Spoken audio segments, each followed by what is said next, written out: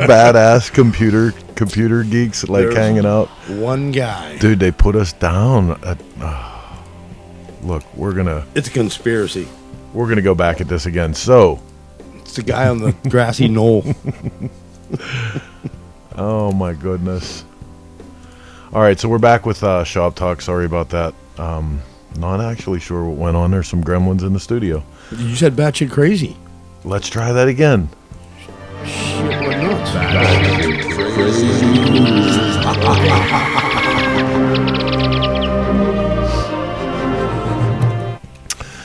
Harley Davidson announced this week in Instagram fashion that they'll be sponsoring the entire Hella Mega Tour. This tour, as you can see plainly, has everything. There is a two-horned centaur unicorn playing an electric guitar shooting rainbow flames while somebody jumps over it with helicopters and fighter planes. Did anybody announce that they hired a 9-year-old girl to do their graphics for them? Or am I missing something? So the tour features Green Day, Fall Out Boy, and Weezer. And we're not even going to get into the fact that, like, I like some music from most of these bands. But wow. My 21-year-old daughter was thrilled to hear about this. How much money did she spend on Harley last year? And I was just going to say she was equally as thrilled when I lent her $100 so she could make the rest of her meal plan at college this week. But yeah, so the Hella Mega Tour, 31-cent dividend. Which, you know, honestly, like we got to take a minute here because of everything that's been going on. You know, the outreach, the electric motorcycles, the electric bicycles, the things like this they're sponsoring. They're going after this non-endemic. Hello McFly, is that what they're going after? Audience aggressively. You can definitely say aggressively. Which that's great if they're planning for 10 and 15 years down the road. But right now, what about the here and now and the people that are actively looking to get into motorcycling? Yeah. Amelia nor any of her peers can go out and buy a Harley Davidson. No. Again, it comes down to the people like us and the people that are watching this and most of the people we know that have made a difference in Harley all these years. We're the people that supported them and kept them alive. So what we want to do, we want to take part of this I don't remember one show. of them having a unicorn tattoo, by the way, just to let you know. I do remember one of those guys, but man, the 60s were rough on him. So we want to make you guys part of this. We're actually going to pose a question here on our chat right now. Please reply. And this link is going to give us in real time, we're going to get results. Do you think Harley Davidson is kind of losing their way here with some of this? So, and 3 answers, yes, no, or you're not sure, but we're going to make you part of this. And as you can see here, we're going to actually put up the results. They'll go live as you guys start voting. Heather's going to put the link up right now to vote. What do you got, Mark? I'm lost on the whole thing. You know what I mean? Like 3 bands they could have picked. And like I said, I'm going to agree with you. I mean, Green Day, Weezer, you know, I mean, they have Green Day's got some great songs. Green Day on top of doing some other amazing things in you know, music and Broadway and stuff like that. I got to give them all the credit in the world. But you're going to say, hey, Harley's doing a show. I mean, like Motorhead comes to mind. You know what I mean? Like Green Day. I mean, hey, Weezer? how many people remember? How many people remember when the 1 anniversary when they had Elton John take the stage? Yeah. And even Elton John was slightly apologetic, man. He was like, I don't know why I'm here. I don't have a story. I don't have a song about a motorcycle, but here's one about a rocket. Yeah, okay, maybe you can go fast too. I'm just lost. I mean, like, it's the people that have kept this alive. How many of those people are going to go? I mean, what, Jimmy Buffett's going to be the surprise guest? Or I'm lost on this. What do you got, Blondie? You got our vote link up? Just got it up. I'm sorry, we're having some technical difficulties this evening, so it's a little slow. It's but crazy. It is in the comments, directpoll.com, so click on that link. And like I said, we'll keep checking back throughout the hour. You guys can see here the results. We're going to do this from time to time with a bunch of different stuff, but starts off with this thing with Harley Davidson. No, do you think?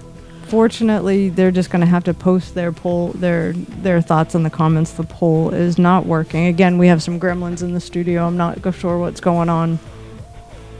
I do apologize for that. It's that batshit crazy thing you posted. Okay, if you say batshit crazy me one more time, I'm going to get up and slap you. Batshit crazy. Please. All right, can we try and get this train back on the tracks a little bit? Okay. She said Batshit crazy. All right, man. We're going to start off with our first guest of the hour since we're having such a rough time with everything else. I'm actually just going to play a little video from you. It's a cat we've known for a long time. He's doing something new, and we're here to support him, so hang on for this. I'm Ben Kudon with American Prime Manufacturing in Paramount, California. I was with Rivera Engineering and Primo Belt Drives for many years as the executive director working under Mel Magnet. Until they sold the company when I kind of retired. And I started getting a lot of calls from dealers and other people in the industry saying they were having difficulty getting a hold of Primo products and Rivera products. So I started American Prime Manufacturing to fill that need and to get those parts out to people that needed them, that had those Rivera products and those Primo products. I sell Copmaster clutches, and I sell advanced units, Copmaster advanced units, among many other things that are very similar to the things that Rivera Primo sold at one time.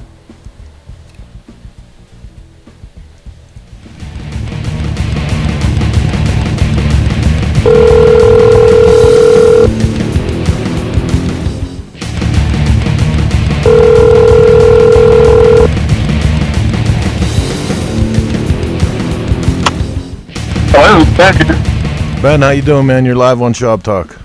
Hey! I feel like a movie star. You are a movie star. Yes, you are. Right, in my own mind. I'm a legend in my own mind. Right? You and all the rest of us. Yeah. So listen, more man, than others, right? we're super excited to have you on tonight. We're having a little bit of problems in the studio, so we're late getting to this. But let's jump right into it. Tell me what's going on. Tell me, we played a little bit of your video there. Tell me what's happening with Ben. I was with Rivera Engineering and Primo Belt Drives for about 20 years. And when we sold the company back in 2014, I kind of retired for a little while, and I started getting a lot of calls from dealers and other people in the industry that were trying to get parts for the Rivera Pro Clutch or Primo Belt Drive, and they weren't able to get it. And so after a year of listening to that, I kind of, even though I really didn't want to do it, I decided, what the heck, let me start something so I can get some of these guys straightened out. So I started American Prime Manufacturing, and we came out with our own clutch called the Copmaster clutch, which is the parts are very similar to the Rivera Pro clutch, so that our parts will totally replace the Rivera parts. So if somebody needs a part or a whole clutch, we have that clutch pack, so on and so forth. And then we got into advanced units. We do that stainless steel advanced unit that Rivera was so famous for. We are doing it identically to that. And it's one of our biggest sellers, believe it or not. After all these years, people are still using, mechanical advanced weights. And we do some other parts. We're starting to get into the SUs a little bit. We're starting to, there's a lot of people that are still running and love SU carburetors. I'm one of them. We're starting to stock some of those parts, and we're looking at eventually bringing back the entire carburetor, with the right on and everything. That's fantastic, dude. And listen, this is the reason why I reached out to you this week to bring you on and talk about this for the aftermarket industry, man. A lot of us really came to depend on a lot of the parts that came out of Primo. So finding out for myself that you were starting to put these pieces together, and you got the company rolling, I was super excited about it. I know a bunch of my chopper buddies are out there waiting to find out that they can get these parts again, man. And it's a really big thing, and I know for you it's probably a huge undertaking, a super big pain in the ass. Well, it's all my money, so people ask me, do you have this yet? Do you have that yet? And I'm like, well, it's on the list, but I don't have the money. So as the money starts to come in, I bring on more of these parts. Like we just bought on these cool little oil fittings that we used to have at Rivera, where there's a hex key on the top, and the pipe thread is on the side, and they're round, and they're chrome, and they're solid brass with chrome plate, and they're really cool for especially shovel head pumps, that kind of thing. It makes it real easy to put those pump fittings in. and a number of other things. But I first off, it's been really hard for me to get the word out because I don't have the money and I haven't been able to buy ads and so on and so forth. So I gotta first off thank you deeply and heartfelt, for the help here and giving me a little airtime on your show, which has been great. I follow it quite a bit. Watching you guys and Ken, talk about this, that, and the other thing in the industry keeps me abreast because I don't get out much. I don't get to go to shows. I just don't have the money. Wait a minute. Speaking of going to shows, do you have your tickets for the Hella Mega Tour yet? That's what. Did you see that? No. What the what? The Hella Mega Tour. Green Day, Fall Out Boy, and Weezer. Harley Davidson sponsoring the whole tour.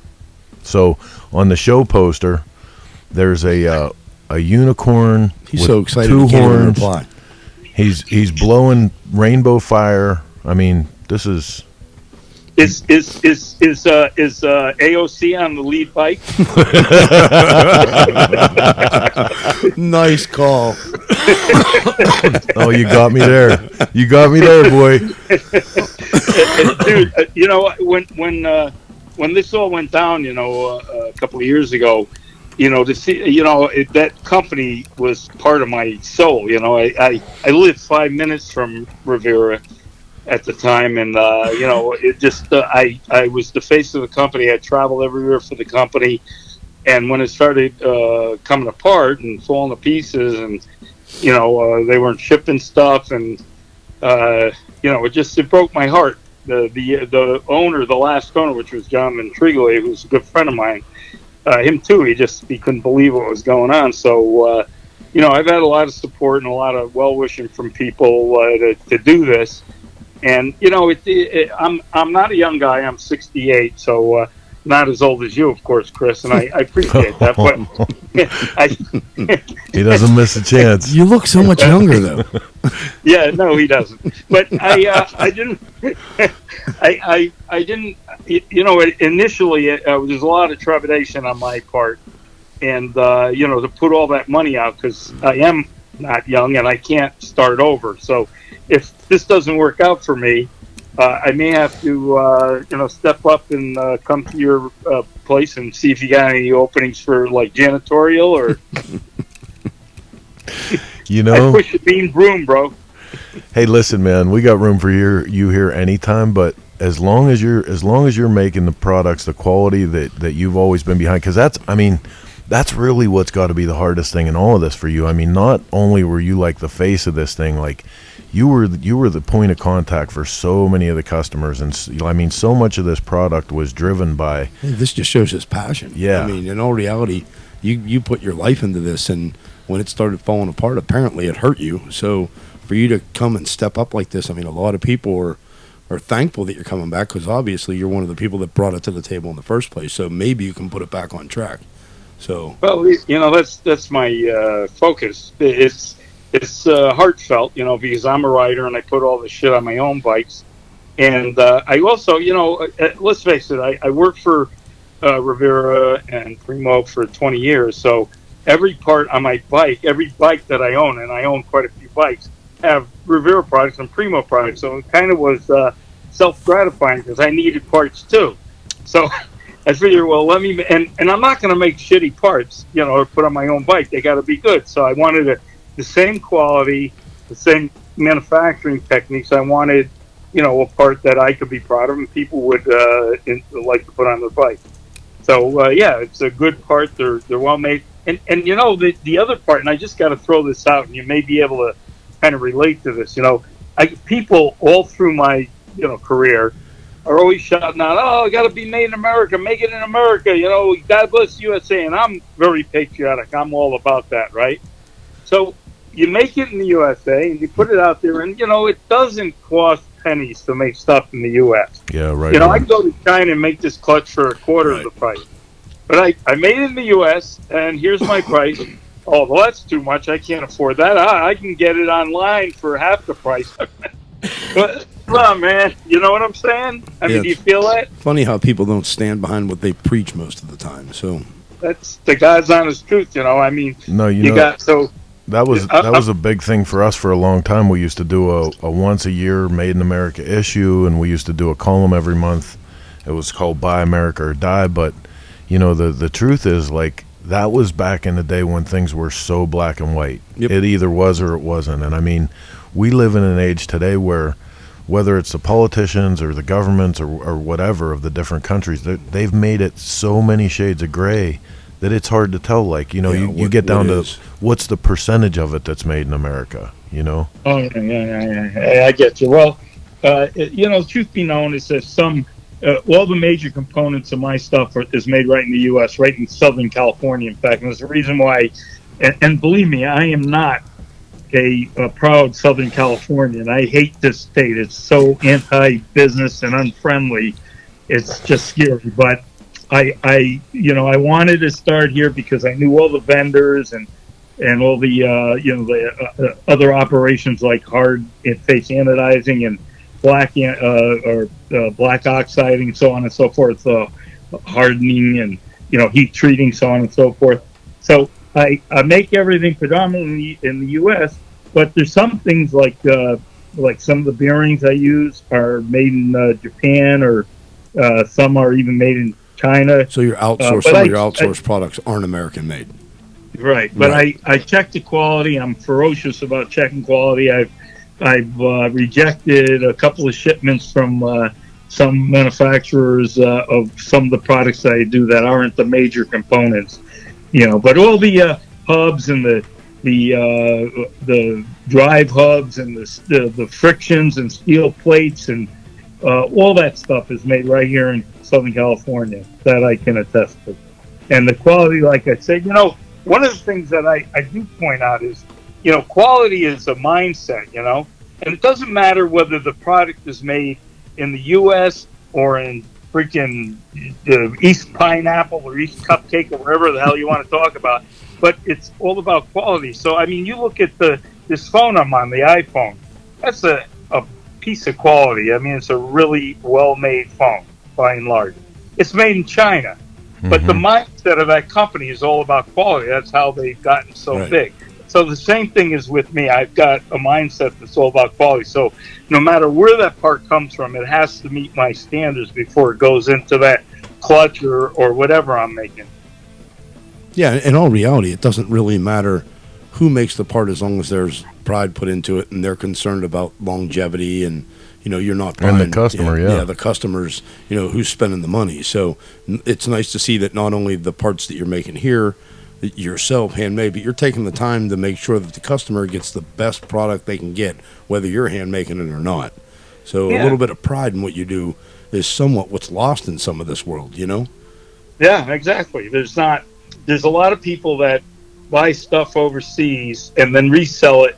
They get it in a brown craft box. They never even open it. They just sell it. And if it's no good, they say, "Well, we'll give you another one." But they don't check the quality. They don't care about the quality. What's the line from Tommy Boy? A part sold in a quality box. Right. So, it doesn't make sense why people. But again, you're not in this. Sure, you're in this to return your money, but you're not in this to become a millionaire. You're in this for a good quality product because you use it also. Well, anybody can attest to the fact that if you're in this to become a millionaire, you're just in the wrong freaking business. Right. The motorcycle market right now is not making millionaires anybody. Oh, buddy. But just a step further on the parts that I outsource, like bearings. One of the reasons why I outsource and I don't get U.S. bearings is go try and find a U.S. bearing. Right. Nobody makes them anymore. We've lost so much of our industrial base. And let me just throw in one little political thing, because I got to do it. I'm a conservative. I'm a dyed-in-the-wool conservative, and I like Trump. I don't care what anybody else says. Whether you like how he tweets or whatever, his actions are really proven to be great for this country. And one of the things he's doing is he's forcing people to turn away from China. And that, hopefully, will start opening up more manufacturing in the U.S., and get some of these lost arts back into our country. Oh, that would be great. I mean, we're from Pittsburgh. We're from Steel Town. Yeah, buddy. So you want to see the difference in what happened from China. I mean, I remember growing up going into town with my grandfather and my father, the smog. I mean, going into Southside. So to see the transformation from American steel to Chinese and Japanese is incredible, and so hits home right here. And I mean, it's crazy the difference, and a lot of people don't see that because they weren't from a steel town. Right. So I mean, to know the difference, the change, and all it's epic around this area. I can tell you that. Yep. I bet people are, in those areas, people should be all for what's going on now because it's basically changing the whole playing field. Yep. And if Trump keeps going after that and putting China to the hot iron, which they should have been, it should have been done a long time ago, because they have been robbing us blind. We're building their military up. Yep. We're allowing them to become stronger than us just by giving them all our money. On top of creating cheap steel. Yeah. Exactly. And putting all those poor people out of work. The product that they're sending out isn't nearly what it should be in all reality, and we're paying for it. So, yeah, when Americans put their mind to it, and they, and you can see it, particularly in this industry because it's small, and you can see, I watch some of the young guys and old guys are on your show, Chris, and they have their hearts and their souls are into what they're doing. And it's quality stuff. It ain't junk. It works, and it works well. And it just makes you proud to be an American. Oh, right on. Especially in this industry. Yeah, there's a bunch of good guys that are picking up the torch for this stuff, man. There's some really strong-minded young people coming up behind us. But listen, man, we appreciate you coming on. Tell everybody where they can keep up to date on the latest, other than Cycle Source Magazine and ShopTalk, because we're going to be bringing all of your products. We got some tech we're working on with you, but where can people get, like, minute by minute what's going on at Prime Manufacturing?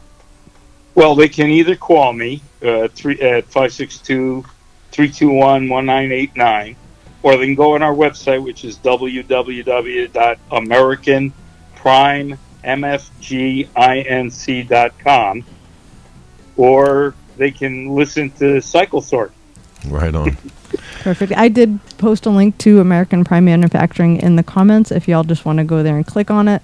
Right on that homepage is a link to sign up for his newsletter. So as he releases new parts, you'll be the first ones to know. So head on over there and take care of that for Ben. Again, he's trying to keep it in America and on top of give that, the old guy a break. He started a huge endeavor. The guy that's a little younger than Chris. You thought that she was the good one, right? You thought she was the good one. And I keep trying to tell you. I'm choking here. No, but Thanks you know a what? lot, Chris. Thanks, Heather. I Listen, appreciate it. real quick, I'm going to attest to the fact that, like, this man and the companies that he's been with have been super, super good to us. They're super concerned with keeping people that care about this stuff on the road and doing cool shit. So help them get this thing going. Right. I appreciate it. Thank you Yes, very sir. much. All right, man. We'll be talking to you soon. Keep up Sounds the fight. good, Chris. Thanks, man. Bye. Take care. Awesome. I've always liked Ben. Yeah, Ben's Oh, a yeah, good dude. guy. He's such a smart ass. though. Listen. Oh my He's fun. gosh. He's fun. Every time we talk to him, I think immediately back to the night in Sturgis when my band was playing in Broken Spoke, and him and Sam from Ride Right were up in the VIP section. Ben had me sign his underwear that night. I have It was pictures of one that. of the two creepiest things I've ever done in my life. I was there. I saw you. Not only did I see you do it, but I took photographs. Oh goodness! So we're getting on back on track here with Shop Talk tonight. Coming to you live from the Russ Brown Motorcycle Attorney Studio every 9 p.m. Eastern Standard Time on Sunday. We're coming to you live with 90 to 120 minutes of all the bullshit that fits. Some news, some entertainment, everything from the two-wheeled world. Ooh, easy And, enough for you to say. The social media lines are open, man. Looks like things are going crazy. We finally got the Is Harley Losing Their Way voting poll up. So if you guys have a minute, let's see. There's 2 people that have voted so far. We just got it up, but hey, both of you are awesome. That's right. You guys are on it. You I tell voted. Oh Jesus! Participation trophies. Right? Hey, Well, let's you not know- even get into that. No, I mean, no matter what, Harley Davidson is always going to be an iconic brand. Yeah. And people, in some way, shape, or form, will always support Harley Davidson. Whether it's the new bikes or going back and buying the old stuff and rehabbing it and refurbishing it, it's never going to go away. I just think right now their focus is too far ahead. Yeah, it's kind of know? weird. Maybe in 10 years, Amelia's going to be, Amelia's generation, or Amelia and her peers will be able to buy that motorcycle. In my theory, they're not going to grab that from the Unicorn Tour. They're going to grab that from their fathers and their grandfathers and their friends. But and seriously, like, would anyone else be surprised if they started making bowling balls? No. You know what I mean? Like, that's kind of what I'm getting at, is that at this point, wherever the money's going to take them, they go there. I mean, it's sort of corporately lost pride in what they do. Like, history has come back around, and they've almost found themselves, in a lot of ways, in the place that they were with AMF again. I was just going to say, the AMF beer. Well, listen, man, we're going to take 2 seconds here and do some business for the show, and then we're going to get on to our next guest. So stick around. We'll be right back with you.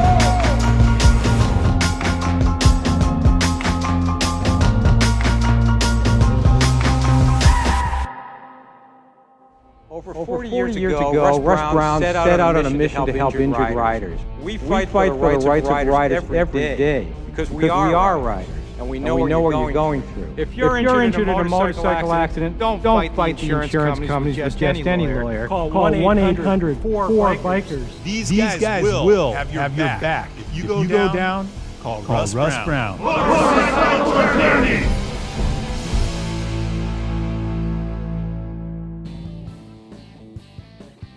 Big thanks out to all our sponsors, man, and thanks to you for keeping us on the airways every week. You can do your part right now by going and hitting the little share button. Make sure you go up to the top corner, have your alert set so that when we go live, and you don't miss an episode of Shop Talk. Next guest coming up, man, we're actually super, super stoked about this because in my alternate universe, I play with motorcycles and build motorcycles and shit with my boy Mark over here. And, everyone's known us for a long time, the magazine guys, and we do all the event stuff and everything. But we got this cool little garage, Flat Broke Chops and Rods, where we pump out some really cool shit, I think. Yeah. And we like it. We don't get a whole bunch of accolades and stuff for the bikes that we build, I think, because we're always the magazine guys first. But we actually got invited to a show right here in Pittsburgh. Hometown. And I'm super fired up. Even though the fact that Mark is going to be there with all the bikes and everything. You know what I'm fired up about? Not having to drive for 12 hours. Yeah, because every show we go to with those bikes is halfway across the country or better. But our next guest is Kurt, who's the organizer for Glory Daze in Pittsburgh. It's coming up this weekend, and we're going to go to the phone lines right now and see if we can get him on.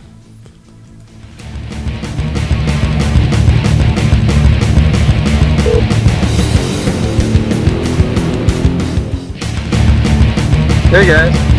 Hey Kurt, how you doing, man? Hey, what's happening? Oh, we're having a hell of a night on the show tonight. It's just, one of those things. But hey, I'm not letting it get me down. So Glory Daze, man, like out of nowhere is what looks to be one of the coolest shows that's going to go on this year. Well, I hope. Well, we're gonna make it cool. Don't worry about it. So it's gonna happen. Yes. You got some super good talent there, and a lot of guys that we know from the area that are coming down and we're gonna have a blast. Yeah.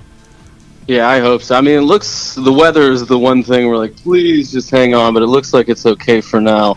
So we'll see. How Pittsburgh is. It's looking real good, actually. Yeah. The good news is that the actual invitational part and where you're going to be set up and everything, that's all inside. So we made sure that at least if it rained, people could still check it out. Yeah. Well, it's nice to be inside out of the weather, but just to have this happening in Pittsburgh is awesome. We don't have a big scene like this here. We have a big scene, and we've been saying it. We've been saying it for years, man. That like Pittsburgh, the tri-state area, this Rust Belt area, so deserves something like this because some of the most tried and true diehard riders and builders that I've ever known are from this part of the country. Yeah, I think we have the same. I mean, that's how I felt as well. I just didn't think there was anything around here, and we really wanted it to happen. I really wanted it to happen. My wife and I would travel around the different shows around the country, and we're like, I just want to do it here. I want to have something in Pittsburgh, and we knew that if we were going to go into it, we had to make sure that it was going to be big and it was going to be worth it. Well, that Cary Furnace plant, first off, is awesome for a show. I mean, it couldn't have be in a better spot, that's for sure. So yeah, that took a while to get because we wanted to do it, but they only had like the outside available. So we were sitting there and waiting, and we had the date set, and we were just ready to just go for it, but they couldn't do, like, we were waiting on the inspection permits, and there was all this red tape we had to get through. So in April of this year, it finally got approved. Like right before I was going to call the event off, I got an email that was like, "Hey, good news!" So it was kind of late. We were kind of late to it, so we had to like push as hard as we could to make sure this thing like actually happened the way we wanted to. It was short notice.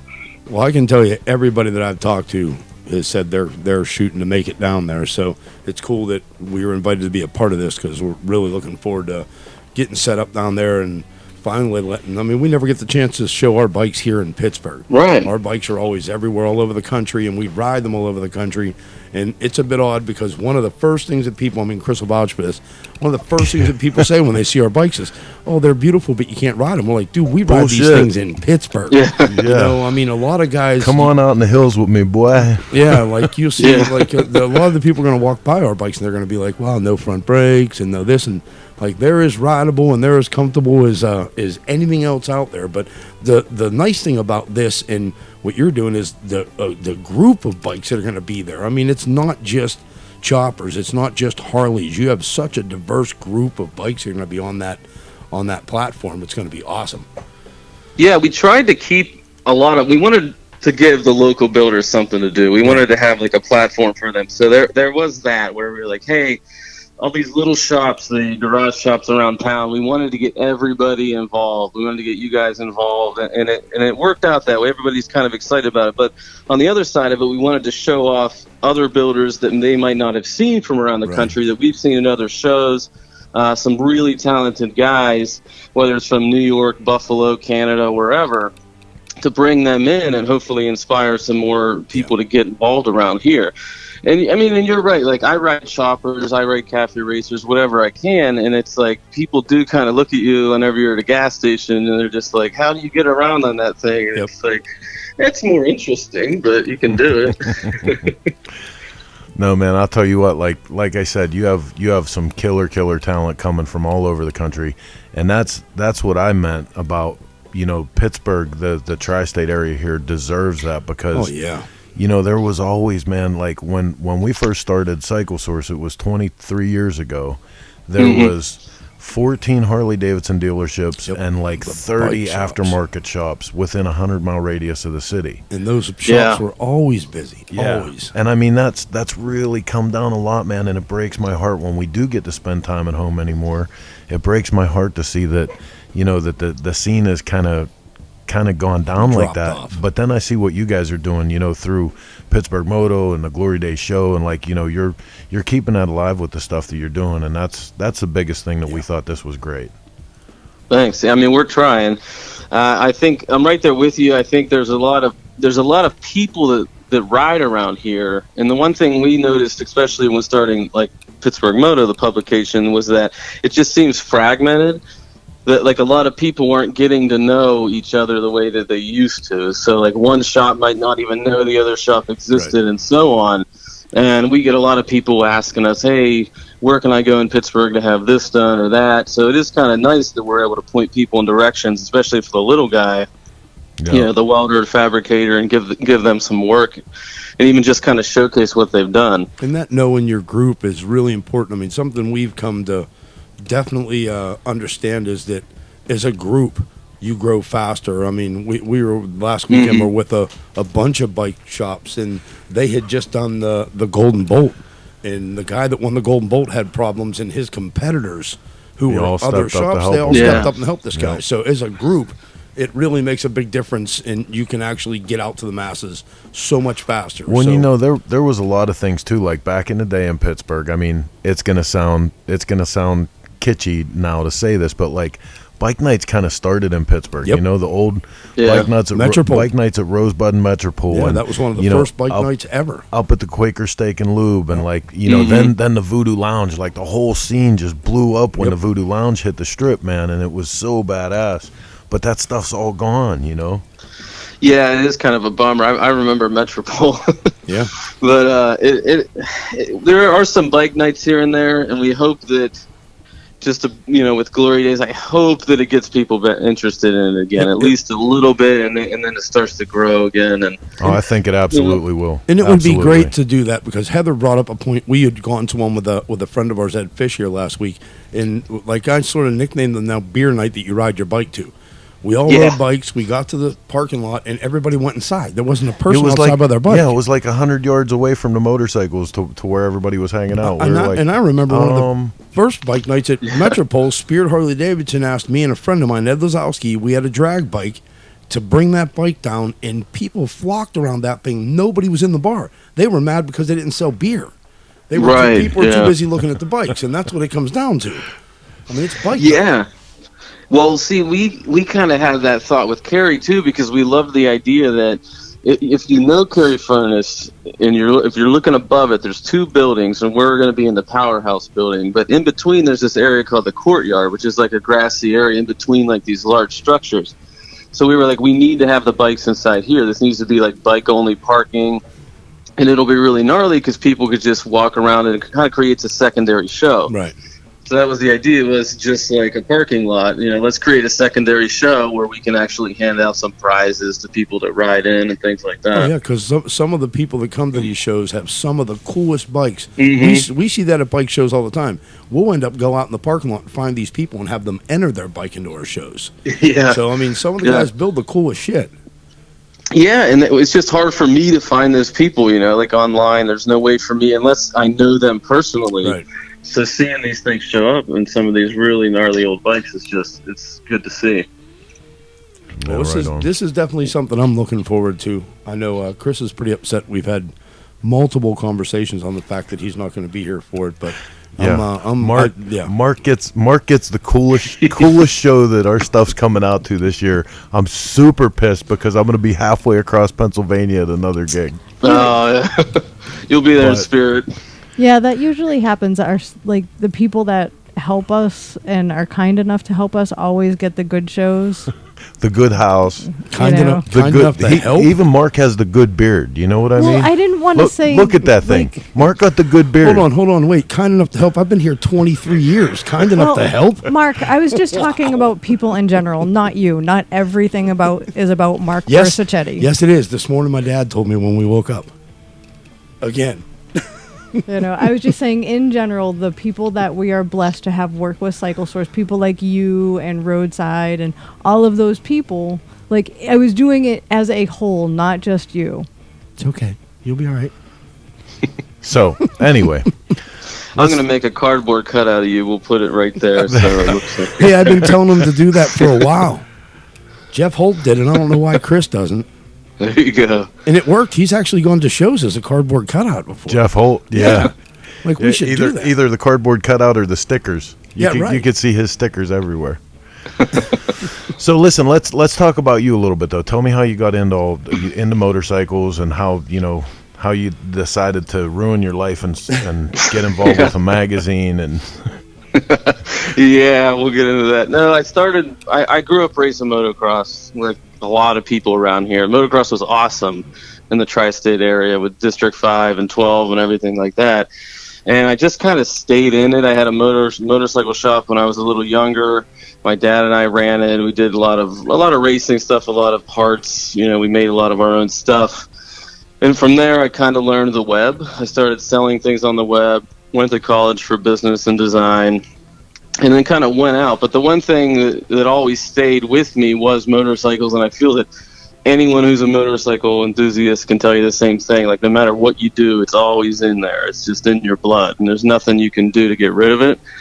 So after tons of different jobs in marketing and design and business stuff, we were like, my wife and I, as a photographer, and we both ride, we were like, why don't we try to start this little publication, kind of more like a coffee table book / magazine that just showcases motorcycles in Pittsburgh, custom builds, shops, and events.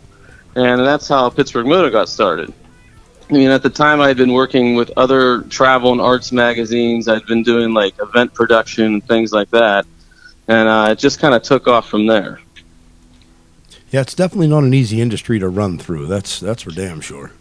Yeah, and that was the problem. We didn't want to get to the point where, because we knew it's not a profitable project at all. It's more or less it takes a long time. Yeah, and it's our way of really just. We have other jobs. This is just something we're doing on the side to help out the area and maybe give it a voice and showcase stuff that's coming from the area. But the goal in the back was always like, all right, so we have the publication, which is kind of like the window to everything else that we're going to do. And that's going to end up being events and different things we do around the area. And hopefully it all works out. So Glory Daze was kind of just like the next step that we had to try to help build back up this motorcycle community around here and get people more involved. Well, right on. Well, I'll tell you what, man. I've looked at a couple of your publications. You guys are doing a really nice piece with that too. It's definitely nothing to sneeze at. And that was, again, that's right where when we all came into this with Cycle Source, that was the same thing. We felt like at the time 23 years ago, everybody was paying attention to West Coast and Florida and like all these other scenes, and there was a lot of really, really great shit here. And especially because I say about Pittsburgh all the time that it's been a depressed community for so long that we never really know anything's wrong with the money, because it's just always like that, right?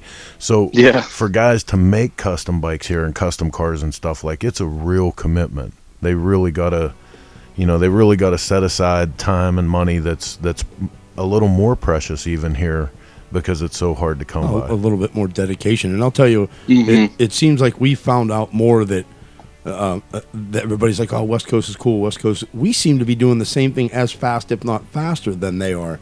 So, you know what I mean? It's not even like there's a separation between the two. It's just a matter of your area and your dedication and your drive to make something happen, I guess. So, yeah. It's pretty cool that you're actually pushing this and bringing something back here to Pittsburgh, which is awesome. Yeah, man.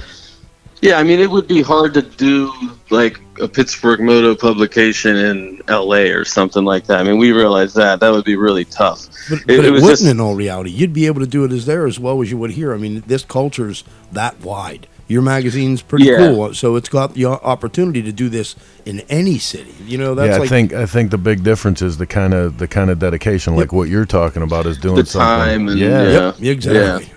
Yeah. I mean, obviously, like you'd said, you have another job, and a lot. And I mean, Chris and Heather both, they do so many things instead of just a magazine. So to be able to take your time and set it just to this would be huge. But I mean, that's what we're saying. That drive, that dedication, you have to pick and choose what you can and can't do. So it's great. Yeah. Well, awesome. It's really cool seeing, because we do so many other things outside of motorcycles. Not that that's really our passion, but it's what you have to do. Right. So it's really cool to see everybody pumped about Glory Daze and actually see something that involves motorcycles actually kind of like sparking a lot of interest around the city. And not only just the city, like through social media, it's the amount of people that are tagging us and flying in from everywhere. It's kind of a little scary. We're like, well, I really hope it's a good show. Well, again, the builders and the people involved. I mean, we were just with Austin and Drella, and he's excited about Austin, coming. Joe Marshall. Yeah, Joe Marshall. Yeah, we were with, and they're excited to come in. And I mean, in all reality, bringing those people in. I mean, once you get them through the door, the people that are in that room, we've all done so many shows before. The show itself is going to make itself cool. I mean, I think it's going to be awesome. I said I haven't talked to anybody who said they're not going to show up there. So cool. Yeah. So hopefully, I definitely appreciate all the builders that are coming in from out of town that gave us a chance. It means a lot that they actually gave Pittsburgh a chance, and I'm sure it'll be a great time. Well, let's talk a little bit about the art too, because you got some pretty good stuff coming up with that too. I've been watching the posts on social media. With the helmets? Yeah. Yep. Yeah, so I do a lot of art and design myself. Like, I designed everything for the show. But one thing, I do paint here and there. I just never really had the time, and it is really hard to paint. Like, to do paint right, you need to be really good at it. So whenever Bell Helmets came on as a sponsor for the show, one of the cool things that they did was we were like, hey, why don't we do a helmet art show, which we've seen around. So we kind of branded it as the Trippy 10, where we would give 10 helmets to 10 awesome artists, and some locals, some from around the country, and they would paint something that they wanted. There was no restrictions. There was no guidelines. It was just do what you want, and we'll submit it to the show. So we'll have that inside as well. It'll be its own exhibit. Yeah, that's cool. We see a lot of helmets and stuff like that, different shows. It's pretty awesome. It brings a lot of people in, and again, you're grabbing another whole direction of people coming in here, not just for bikes. So yeah. That's another thing I feel like Pittsburgh is really underestimated for too, is the art scene, man. Yep. Especially in the last 6 or 8 years, the art scene has come on fire here. Oh yeah. Mm-hmm. Yeah, I've noticed. I mean, as I get to know more people as well through the publication, you kind of get pushed and pointed in different directions, and it's like you find some really great dudes who just do some crazy great work. And we're really pumped because this is something that we want to do from year to year. Glory Daze 2020-21, we'd love to keep the Trippy 10 art show going. Hopefully Bell will still be involved, but if not, we'll figure it out. Yeah, there's others out there. I mean, obviously Bell's a big one, but there's others out there. I'm sure Builtwell would love to be involved in that, and there's probably a bunch of guys that would help out. Oh, yeah, I'm sure. Yeah. Well, cool, man. Give everybody a rundown real quick where they can keep track of everything, when the doors open, what to expect. We already see tacos, ice cream. I know. Mark's pretty excited. Dana said the only reason I'm coming there is for tacos barbecue. And ice cream. Just to say, yeah, buddy. I'm dropping bikes off so I can eat, she said. So I'll be gone the whole time. You'll have to deal with her. So lots of Iron City beer, too. That's right. Our big presenting sponsor there. Thanks to those guys for helping out. No, it's Saturday, September 21st. This coming Saturday, noon to 7 is the hours of the show. It's $5 to get in for a wristband. And immediately after the show, we're going to have an after party at Goodfellas Tavern in Swissvale. There'll be a section roped off where we'll be able to hang out in the parking lot around our bikes with Iron City beer. Right on. So we look forward to it. Check us out at glorydazepgh.com. It's DAZE. You can also find us on Facebook, Instagram at Glory Daze PGH. Yeah, we got the site up right now, and I know Heather's throwing the link up for everybody to check out. It but is there. Man, if you guys get a chance, right here where I'm showing you right now, there's a video to watch of this venue. It's just mad incredible. Like, it speaks to my heart and pride of being from this area so much.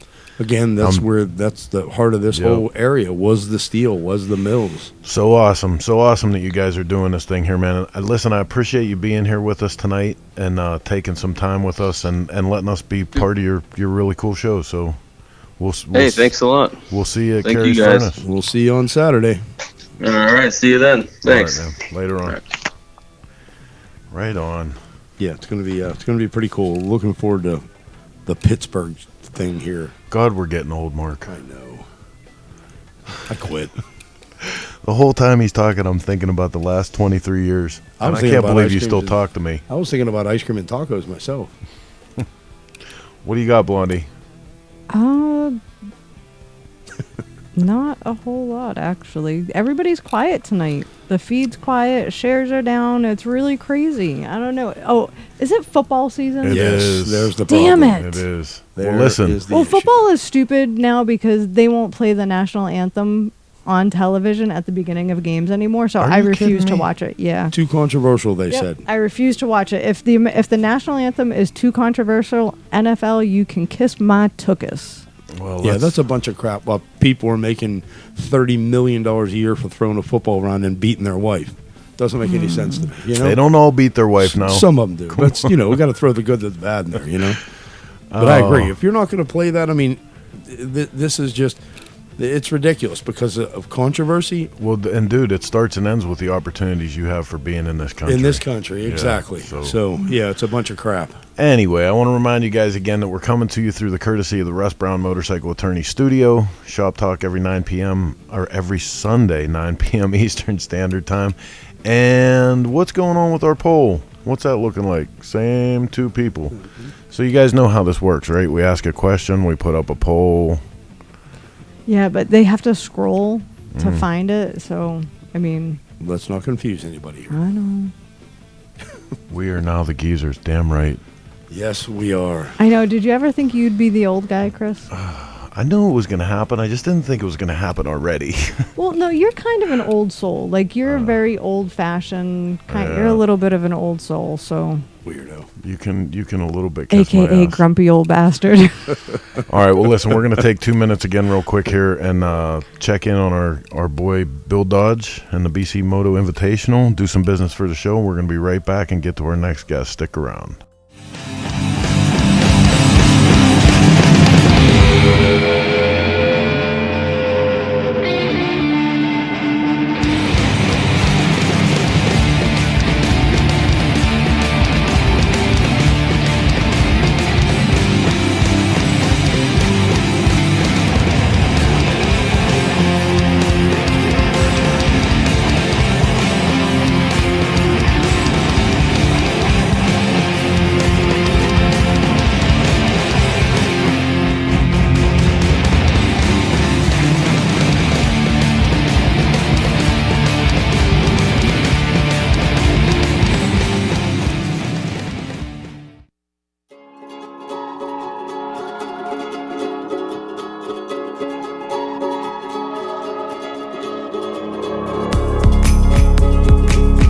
Today's an exciting day at Tucker Power Sports. We are putting together 25 Strider bikes for Cannon Elementary. We partnered up with Strider in 2019 with the All Kids Bike Foundation, which is an educational curriculum where a organization can sponsor or donate bikes to the local school so they can implement learning how to ride a bike in the physical education program. So Tucker Power Sports is extremely proud to be a part of it. We're going to be delivering the bikes tomorrow. We're going to ride out to the school. We're going to show motorcycles. We're going to have some mini bikes out there. And then the kids are going to be delivered the 25 Strider bikes so they can have it at their PE program while they're there. So we're excited. It's been a fun program. We're having a good time putting together with all the staff here at Tucker Power Sports. And hopefully these guys roll up and they go from pedals to motors. So we're excited.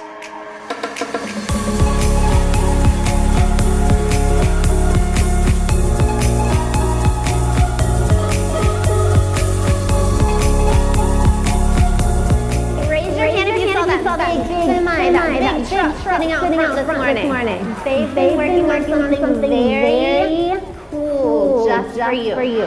You want to see what's behind the curtain?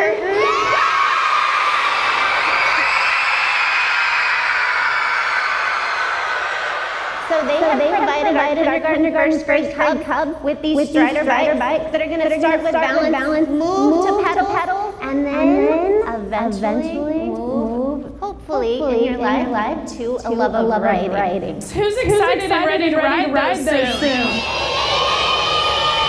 Yeah? Okay. Do they have training wheels on their motorcycles? No. Like I said, you're going to first learn how to balance where just your feet are touching the ground. Okay. I'm excited to teach y'all.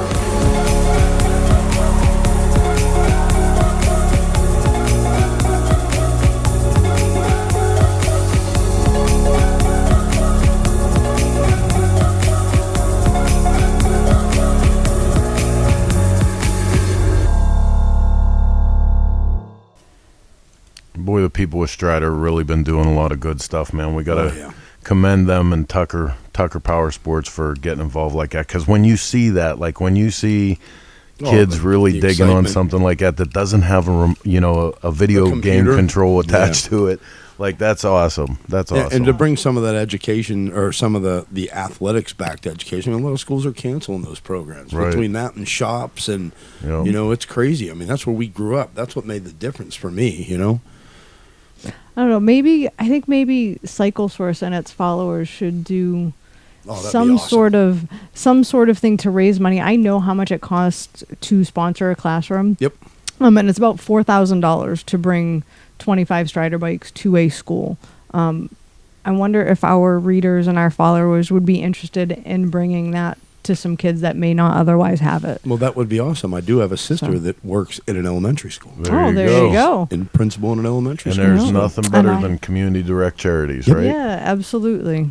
Absolutely. Yeah, that would be really cool. I never thought of that. Yeah, I would love to. And of course, I think I immediately go to my grandchildren. I'm like, they're in a small community school in New Hampshire, that I'm sure don't have those resources. And then, you never realize, you hear the stories from them of how hard some of these kids have it. Oh, absolutely. I mean, like, it's crazy. My sister cries sometimes because of what she has to put up with there. I mean, these kids sometimes live horrible lives, having breakdowns, and they have nothing, nothing to look forward to in their life. That'd be really cool to be able to bring something to wherever it is. Absolutely. And it's hard because, the average family can't necessarily afford a Strider. To go and buy a Strider, it's $130. For a lot of people in this country, that $130 is groceries. It's whether that kid has lunch or not. So, like I said, I'd love to know if anybody would be interested in starting a Cycle Source movement to sponsor a classroom.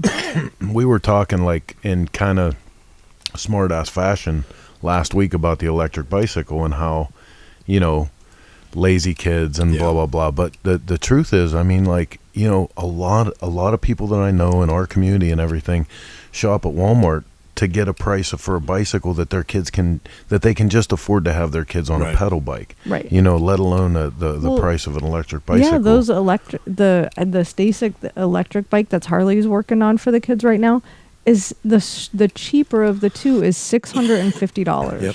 The next one up is $700. I don't know about you, but I know that I could never have afforded that for my children. Yeah, I never could have.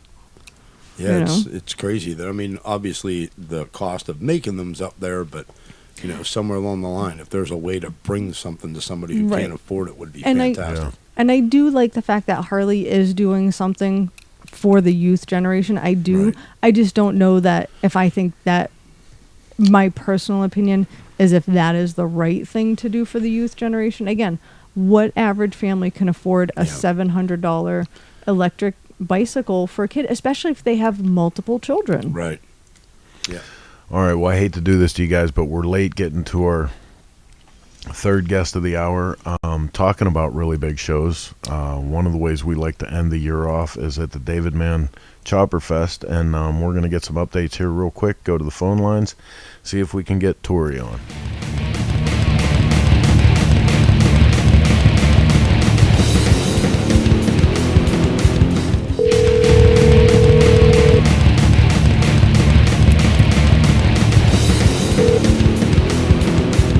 Hey, Chris.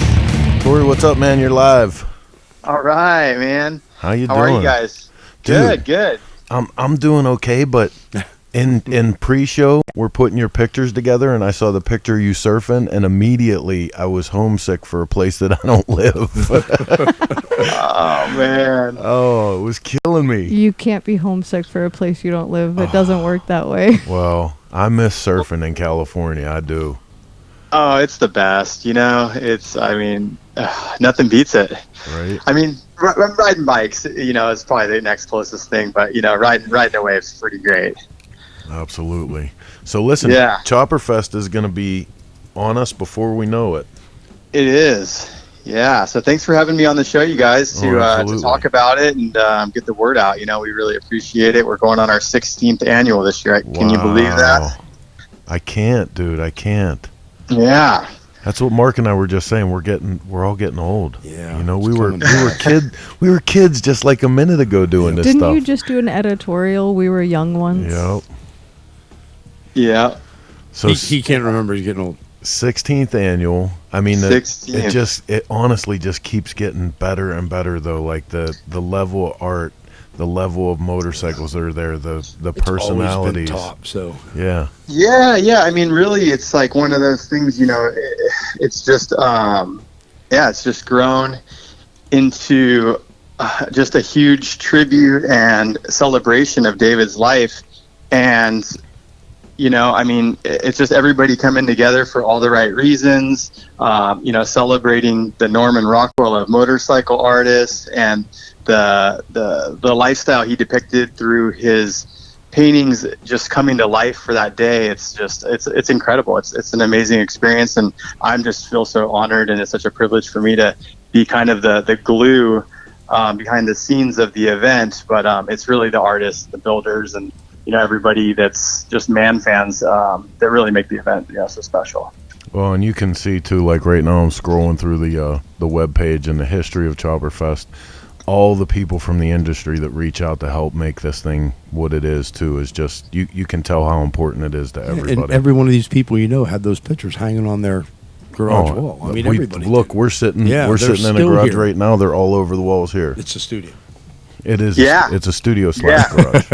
Yeah, totally. Yeah, I mean, they're in everybody's garages and bike shops and you name it. Yeah, I mean, he's just such a huge inspiration. And so to be able to, be a platform and just create, an environment for, new, upcoming, and also experienced artists for that matter to to come out and display their art and pay tribute and but just also just have that ability to be seen by a large audience is so important to us. And I think that's one of the reasons why the art show is grown to what it is. Last year we had over 60 participating artists. I'm sure we'll be above and beyond that this year, which I can't take credit for. Sean McKeon on our team is the curator of the art show. He does a fantastic job. I mean, we've been able to get some great artists to come out to the show, and they do live art. Just like when you were there, I think that was 6 years ago, right, Chris? Yep. Yeah. Listen, one of the coolest things ever I've been a part of in my life. I mean, not only did Jackie give me a personal note thanking me for being part of what's keeping David's art alive, but also at one point Richie Pan, George the Painter, Darren McKeag, Kayla Coing, Seth Leibowitz, and myself were all painting on the same canvas. We were all right in the middle of the artist center, all of us painting on one of Richie's pieces.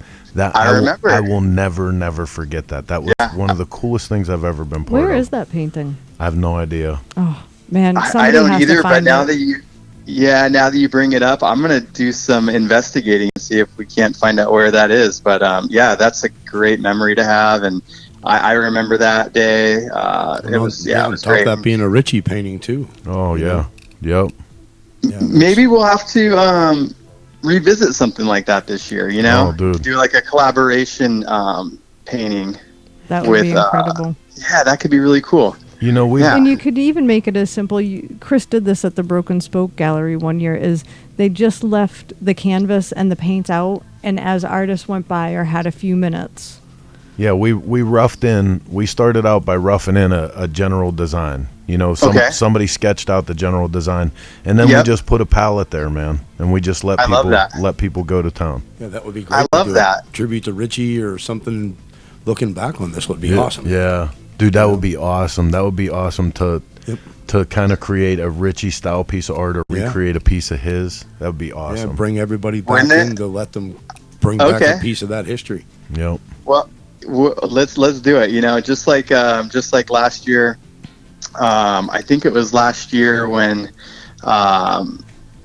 we were talking and we got to talking about Mondo, and we did that award, and let's do that this year. I'm gonna make sure that happens, because right on. I think that's really important, and that the award to Mondo was well deserved, and I know he greatly appreciated it, and you had a lot to do with that. So I always appreciate your ideas and stuff, because you guys have been doing this for a long time, much longer than me. So like I said, I'm just the glue. So one of the things that's really super important about your show and shows like your show, we were just with another cat right before you. It's doing a thing called Glory Daze in Pittsburgh. And one of the things that are important about these kind of shows is it is the glue. Like it's the history. It is the thing that like not only pays homage to the past, but paves the road for the future, and like brings the community together. And like, that stuff that you guys did last year with Mondo, like, man, talk about a cat. He can't do enough to go around and make sure everybody's getting a little bit of inspiration, a little bit of credit, a little bit of furthering what they're doing, and yet being the history of it. Again, I keep saying history, like, but for somebody like Mondo, who doesn't have to do that at this point, but loves it so much and wants to see it grow, just goes out of his way. I mean, he's such a great person. So to give back to people like that, and again, if you did something with this pain, to give back to Richie, who was such a huge part and like never really pushed it. It was his life. It's who we are. It was his life, his passion. Yeah, that's like one of the greatest things of this. I mean, these are wake up in the morning, and this stuff just falls out of this group. So to make it happen, to give back to them is fantastic. What else can you tell us about this year? Just that we're really excited to get get everything going. We're like in the mode where we're reaching out to all the artists, sharing the artwork for this year. This year's featured art is David's Coming At Ya. It was first featured in Easy Riders in April of 1975, and it's a guy and a gal riding a panhead chopper down a kind of a snowy road. There's no leaves on the trees. It almost looks like they're kind of riding from the Midwest out to Chopperfest. You know what I mean? It's it's a cool one. And so, we're going to be sharing this piece with all of our artists to get inspired, and if they'd like to do a tribute piece in their own style of this to show off at the show, they can. And then we're doing the same thing with our helmet art. Darren's coming out, by the way, this year. So that's really exciting. He's going to stop back through on his way back from the Moon Eyes Japan show, so he's super pumped. And then other than that, just every year we get world-class bikes, that everybody from professional builders to just garage builders and everything in between. It's amazing to see what bikes are brought out of the woodwork. And then we're gonna have our antique and classic motorcycle swap meet. So in the back of the fairgrounds, back on the grass, there'll be hundreds of swap meet vendors that they're just unloading their box trucks full of crates of new and used motorcycle parts, and swapping and trading and selling, and then we got all the industry vendors and stuff throughout the show and in the front area. So it's a great event. We'll have like 200 vendors, over 100 swappers, 250 custom bikes on display, 60 artists, all there just to pay homage and tribute to David Mann and have a great day. And the energy is always so much fun. And I don't know. I don't know what else to say. It's just you kind of got to come see it for yourself. Hopefully, anybody who's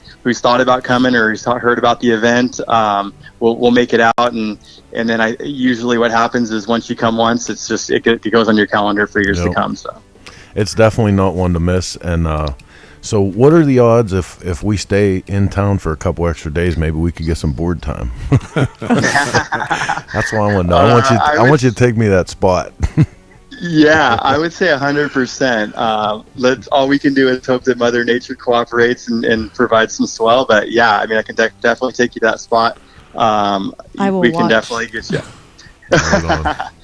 Yeah, no, let's do it. Because, Ventura's full of swell that time of year. And I will definitely make time for however long after you want to stay.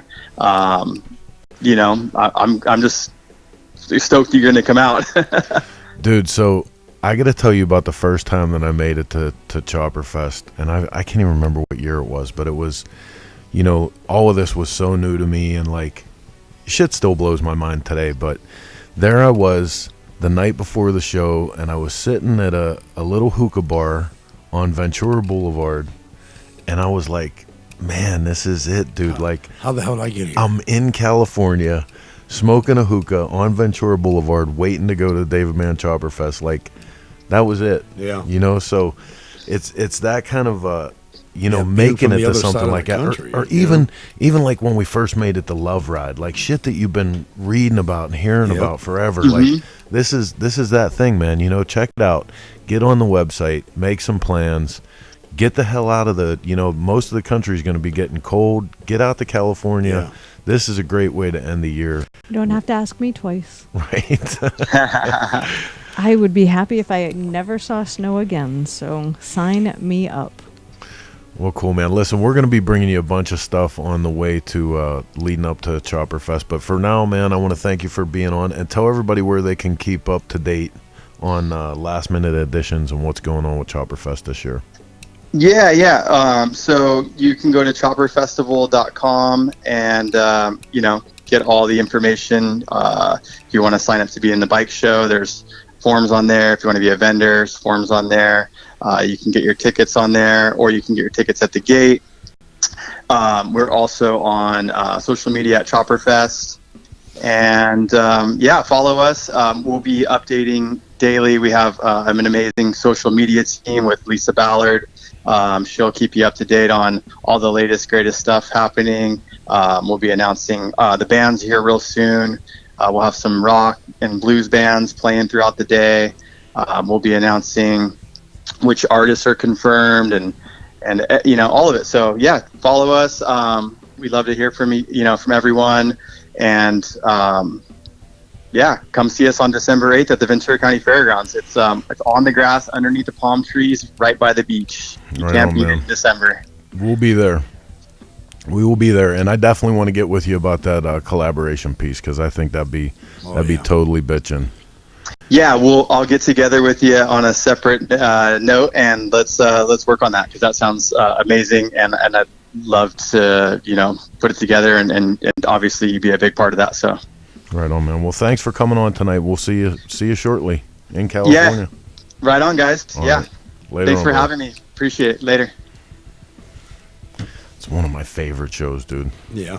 Yep. Yeah, it's always It's just the timing, like the timing, and I mean, for me as a motorcycle kid and doing art and stuff growing up, like that was that year that we went and I got that note from Jackie. I wanted to die. Well, I think, between the motorcycles and the art, two things that you are truly passionate about, it's kind of like the culminate, like, what's the word I'm looking for? I don't know. It's the It's your little mecca. It's my intersection. It's your So how's social media going? My computer just crashed, so I think it's doing awesome. Look, yeah, there's a whole bunch of comments. How about the votes? You and the votes. 3 people. We're still trying to get the hang of this poll thing. It's new. We're slow. Come so on. is everybody else. Well, anyway, it's a new feature. Look for us to do more with it. Still lots of great stuff to get through here. We're going to try to real quick go through some of the remainder of the news, since we don't want to skip any of that. Bigger engine highlights. Indians 2020 Thunderstroke lineup. Thunderstroke. I don't know if I want to sing AC/DC or I'm not even going to go the rest of that. Don't do it. So Indian Motorcycle is adding new features, a new Dark Horse touring model, redesigned Ride Command infotainment system, and app for its 2020 heavyweight Thunderstroke lineup. But the big news is that it's adding a 116 cubic inch engine as standard in several models for the first time. Thundertainment system. Like, does it make coffee? What's the Thundertainment system? It's infotainment, Mark. Oh, infotainment. Pay Sorry. attention. I wonder sometimes if some of these manufacturers understand that, like, the thing that made having a Harley, having an Indian, having a Triumph, the thing that made it cool was getting that motorcycle, and then you did the custom paint, the motor hop-ups. Well, they did trying to take that money, you know? Well, anyway, there's a whole bunch of new stuff, so go check it out. Moving on to the AMA. AMA. Yeah, the AMA Hall of Fame inductees for 2019 are up. Bunch of great people on here. You should definitely go to the AMA's website and read it, but the purpose of us bringing this up tonight is down on this list, Dale Waxler. Dale from Wheels Through Time Museum. Couldn't think of a better person to make it into that class. Like, wow. Why isn't he there already? So we were just, when we were in Cherokee last weekend, was it last weekend? Yeah. Yep. We took a few of the builders on just a short little ride. We got out for about an hour or so, and we popped into Wheels Through Time, and we only had 20 minutes there or so. Holy mecca of amazing machines. It's incredible. Like, I cannot wait to go back. I was completely blown away. And if you've never been, you are completely missing out. Because Wheels Through Time is incredible, and I mean the work that Dale has done putting that place together is one thing, but the commitment that this man has made to motorcycles in his life, coming from, parts guy and dealership, owned a dealership, and the stuff he's done with all the vintage racing, and just to bring incredible. He brings history to life. Oh, he really does. And I'm sorry, I didn't mean to interrupt you, Mark. No, that's that was it. He just literally. I was going to say, he brings stuff that you see only in pictures, and you can go there and see it run and move, and it's nuts. I mean, the guy's an icon in all reality. Oh, it really is, because everything in there, if I remember correctly, every machine in there runs. Works. Yep. They call it the museum that runs, and that's It's just- any bike that you see on display at Wheels Through Time. You can go over to one of the people that works the Thank floor. God that guy wasn't into dinosaurs, you know what I mean? Holy crap, we'd all be in trouble. So listen, also at this time we want to give some special credit out to Old Bike Barn. Old Bike Barn is sponsoring the bike show, the music stage at the 2019 AMA Motorcycle Hall of Fame Fall Bike Night, stepping up in a big way to make sure this stuff is coming out. So we want to send a congratulations out to Bear for that. One more look at the Hella Mega Tour. Hella Mega Tour. Not again. Oh, listen, I just wanted to put the picture up there just because, you want that shirt. I'm going to buy you that T-shirt. I am. I got to find the picture of the dude that was walking through the event with the rainbowed pants on with the unicorn thing on his head. That fits this perfectly. I remember. I wonder if he's going to show up at that. I remember. I think he had a neon green onesie leotard underneath that shit too. That was Ferguson. Was really disturbing. So also September 29th, 2019, the Worldwide Distinguished Gentleman's Ride. This is something that hits particularly close to home for us, and I'm actually going to turn this over to Heather to talk about for a minute. Gee, thanks. So for those of you that don't know, the Distinguished Gentleman Ride it takes place all over the world. And this year, the ride day is on the 29th. And if you go to gentlemansride.com, you can find a ride happening in your city or very close by. All monies raised go to supports men's health, mostly prostate cancer research and funding, but also men's mental health. It's an amazing organization because they focus on, everybody focuses on breast cancer and Alzheimer's and you name it, which are all horrible diseases, but so often because prostate cancer is one of the slower moving and most treatable forms of cancer, it gets forgotten about. It's very near and dear to me. I don't know if I can do this. Sure you can. Yes, you can. He'd want you to. You owe it to him. That's right. I thought I could, but I can't. So I'm going to go on to tell you that Heather herself lost her father to his battle with prostate cancer. And in this season of awareness for men's health and men's diseases, she's actually put together a little deal on Facebook. Yeah, actually. Is that where you go to it? Yeah, so for it's Facebook very kindly lets you donate your birthday to a charity. I've donated mine to the prostate cancer fund. So if you go to my Facebook page, there is a donate button there, but that will go directly to prostate cancer research and funding. But as far as the Gentleman's Ride, I do want to circle back to that because they have done so much good. For this year alone, worldwide, there are 64,000 registered riders. And they've already raised $2.8 million this year alone. Look at that. Here's the leaderboards right now. First place right now, Vincent Nicola, $16,137 raised. The whole way down through, look, 12th place, $5,000. Ermin Morelli in 20th place with $4,814. Like, this is real work going on here. These people should be so proud of what they're doing. And it's such a good cause. I mean, obviously Heather's father fought through it for years. I mean, my father had it and is a survivor. So, I mean, we have friends that have been through it, and you know, some have pulled through. We know a few who haven't, but it's just a good cause. I mean, this is something a lot of guys and like, you know, the tough biker outlook, the guy who works in the mill, you know, it's something that you need to take care of yourself. You might not be here tomorrow. This is something you have to get checked. You have to get, you know, get this in advance. Don't let it get you. Absolutely, because typically it is the slowest forming move of cancer, and it is typically the most treatable. Yep. Unfortunately, my dad's case wasn't necessarily that way. They're not all that way. No. But if you pay attention, it can be. Yeah, don't wait for a sign. Yep. You get to a certain age, they say 50 years old, somewhere getting close to your 50s, don't wait for a sign. Go get it taken care of, which, you know, now I know Chris, it's time.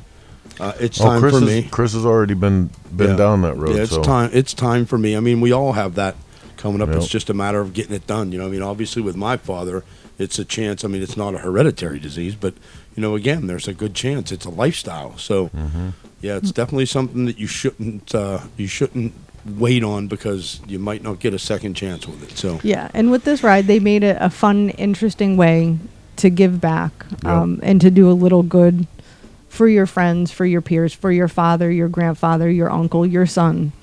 So September 29th, look for a city near you, gentleman'sride.com, and go have a good time and do some good. Yeah, go check them out. And definitely big kudos out to this Distinguished Gentleman's Ride for the work that they're doing, each one of the people that's on that leaderboard, and for the countless numbers that haven't made the leaderboard that are doing their part too. We send you congratulations.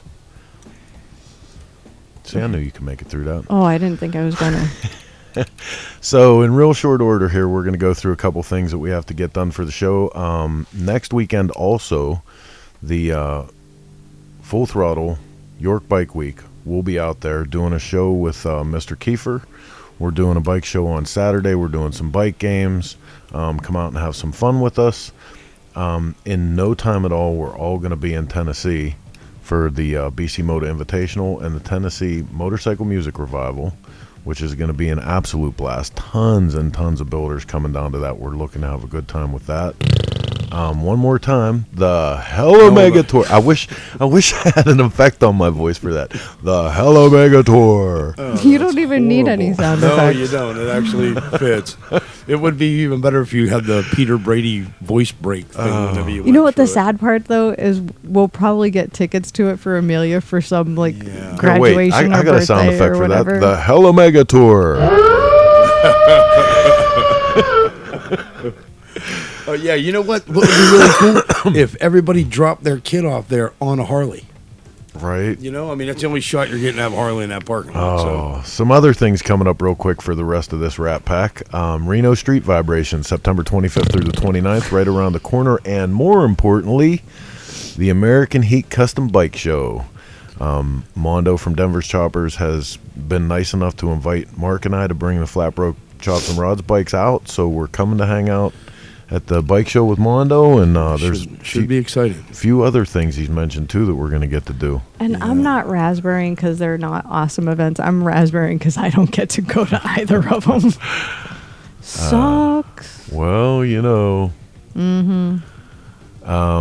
Another event that we're super, super proud of Jack Shit for. Good old Jack Shit. He got us involved in this one quite a while ago.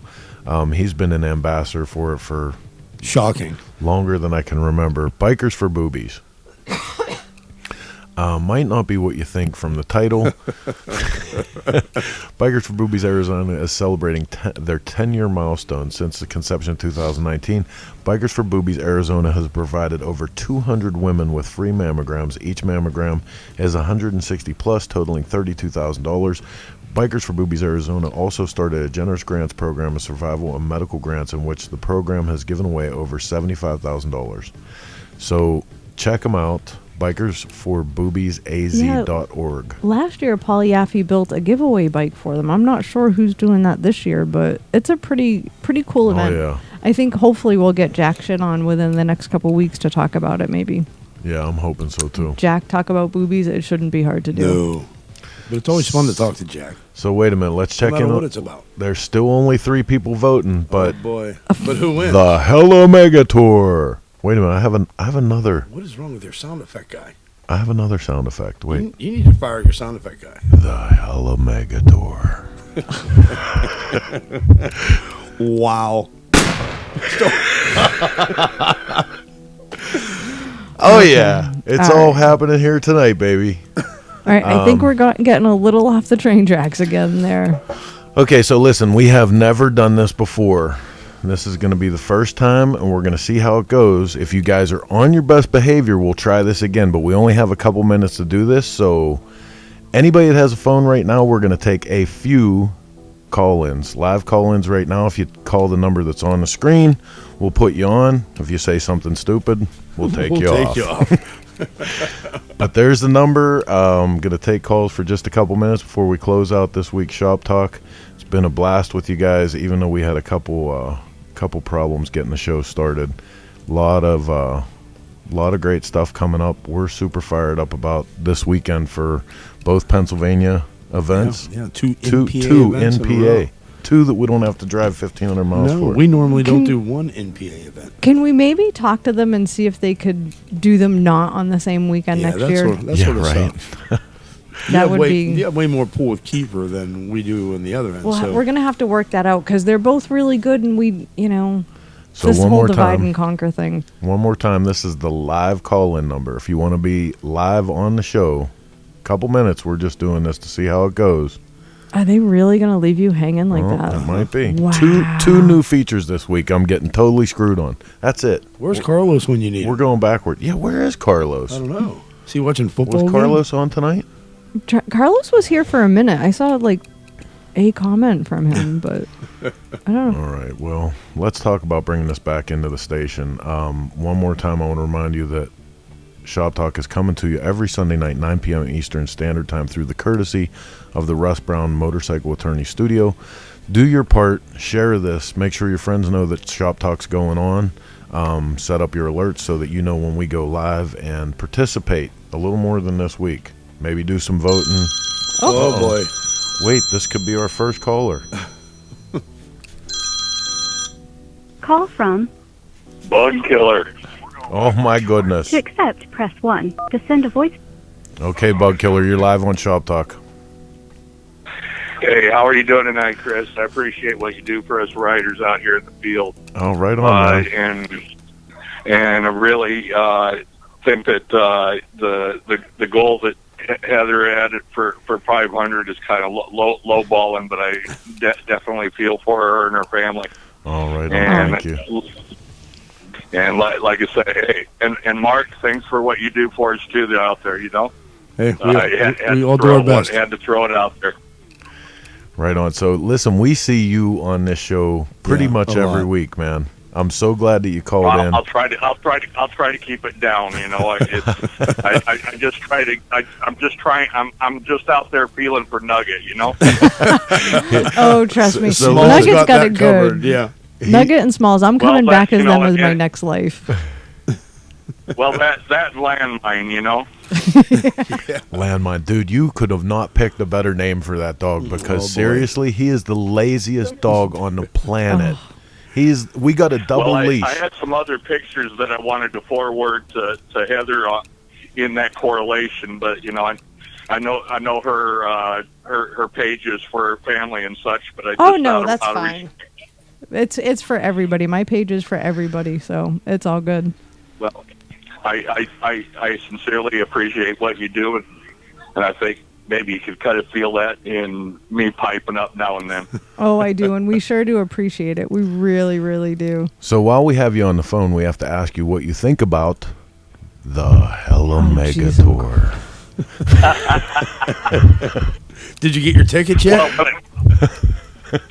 No, I'm not going to make it to that coast that time of day. I think of Kid Rock dancing on the piano as Elton John's playing at the 100th party in Milwaukee. Oh, no shit. Well, what a setup that was. All right, man. Oh, and you know, and per se during that event, you know, it was about better than a third of the way through. All of the crew throughout the whole festivities put on their Rocket Man hats. Yeah, right. Oh, too funny. So where are you? So as well. Where are you riding cool still this year? There's still a lot of riding left to be done. A lot of the fall foliage stuff is coming up. What are you doing? What are you going to do to tell us about something to inspire people for the rest of the riding season? Well, I'm in the midst of. I'm down here in Arizona as we speak. Here, I'm in the midst of doing the cannonball run up to North Pole, Alaska, and that. Wow. Grabbing a couple of people and riding back down through the Yukon and through BC and that, and then grabbing into coming into Seattle there, and then down and jog in over to coming down towards from Boise down to Twin Falls, Idaho, and then down to the north side of the Grand Canyon, back down to the house, and do a oil and filter change, and then swing down south of the border into Mexico, about 64 miles there for 2-3 days to wind down. Right on. That sounds incredible. Yeah, no shit, right? So when I said inspire, I didn't say shame and embarrass.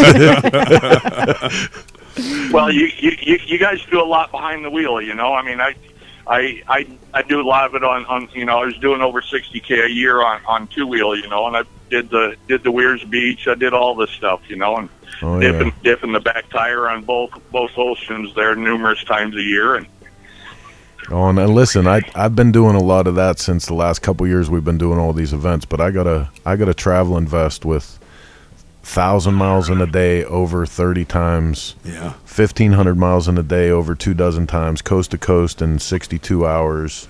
Like I've done a ton. Well, mainly because in the beginning of the magazine Going National, I was broke as a joke, and I could afford 40 miles to the gallon. You know. And you're in a hurry to get home a lot of times too. So. Yep. Well, I'm just stopping in and grab, you know, because I'm putting my nose to the breeze and smelling for wet deer pelts, you know. Right on. All right, buddy. Well, listen, thanks for calling in. You are our first live caller. Nice. How about that? Well, congrats, man. You know, I'm glad that you did it.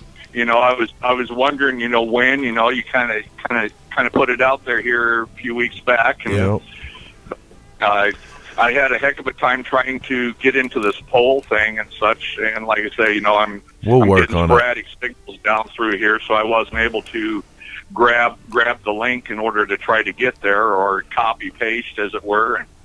We're gonna work on that to make it easier, but I think we're gonna do in the next couple weeks here. We're gonna do an entire show where it's just call in. We're just gonna shoot the shit with everybody that listens to the show. Barclay Smashley just said he has stage fright. We know that's not true. Well, downshift and power through chopper jockeys. So, we'll catch up here another day, another way. And I thanks again for the opportunity. And I, like I say, appreciate what all of you do, as well as the people in the background. You know, I mean, all the way down to the Red Wagon and everybody else that helps you out. Right on. Thank you, John. Thank you. All right, baby. You take it easy. All right. Thank you again. All right. That was cool. I kind of guessed that it was going to be him. I'm glad it was. I didn't know. You know, I mean, we've been covering some sensitive material this week, and it could have went any way. Yes, it could have. You know, that could have been ugly. especially with the Hello Mega Tour. When is that? So that can be over with? Come on, that's good shit. I need to be able to reach the mute buttons. Hey, Mark, you can reach. Normally you're on this side. Maybe that's why he did that. All right, see? Maybe that's why the switch went on. All he right. knew. It's past people's bedtime. Okay. Like mine. All right, man. Well, listen, I want to thank you guys. I want to thank both of you guys, actually, for helping me put this shit show together, because it's no easy task, Don't believe it blame or me not. for this. Hey, I show up and do it. You do all the hard work. Yeah. You know, I can't even say I'm the pretty face. So it's really You got the beard. I'm a 2 for minus on this. You're one. rocking that beard. Look, I'm looking for some product. Anybody out there with some beard product that wants to sponsor my man over here? Let's get him hooked up. I'll get you some logo What placement do I need on the product show. for when I'm this pretty? You know what I mean? You don't need product. I want to get my nose up in that shit. Oh, it's getting way Wow. too personal. I'm going to see if next show I can do it from outside, if there's a possibility. Yeah, All Mark, right, you man. may want to do it from your house next show Can we based do on that? that one. Dude, I'd be asleep on the couch with cat on my head. So listen, remember, coming to you every Sunday, 9 p.m. Eastern Standard Time, through the courtesy of the Russ Brown Motorcycle Attorney Studio. Shop Talk, 90 to 120 minutes, all the bullshit we can fit. Some news, some entertainment. Every once in a while, call-ins. We bust balls. Hey, in a couple weeks, are you going to be doing this live from Reno? I'm not sure. I was going to talk to you about that. Either that, or we're going to Skype in, and you're going to be doing everything that I do over here. No. Which will be awesome. Hard She pass. won't be able to do that because she won't be here. I'm not going to be here. She's going to be picking up. I'm going to be picking Looks up Miss Judy. Looks like we're doing the show live from somewhere. Hey, that sounds like fun. Can we get dash cams and do it All while we right. drive? That'd be Well, fantastic. Let's wrap this one up. Thank you guys for sharing your headspace with us and taking the time out of your week to give to us. Until next week, be kind to each other. Go ride your motorcycle and be safe. We'll be back. Same chopper time. Same chopper channel. Mm-hmm.